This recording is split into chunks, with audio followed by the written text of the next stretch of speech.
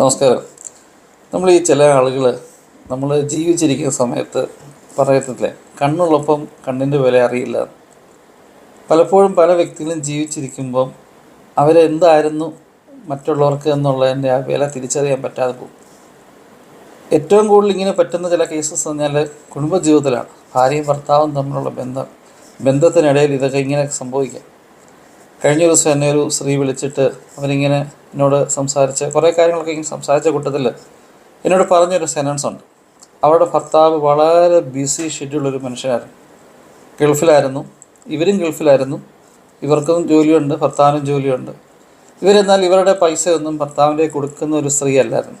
കാരണം അവരധ്വാനിക്കുന്ന പൈസ അവരിങ്ങനെ സ്വർണവും മറ്റ് ഓർണമെൻറ്റ്സും വാച്ചുകളും അങ്ങനെയൊക്കെ അവർക്ക് ചില ഒരു ഹോബിയുണ്ട്, ചില പാഷനുണ്ട്, അതൊക്കെ സാധനങ്ങൾ മേടിക്കും.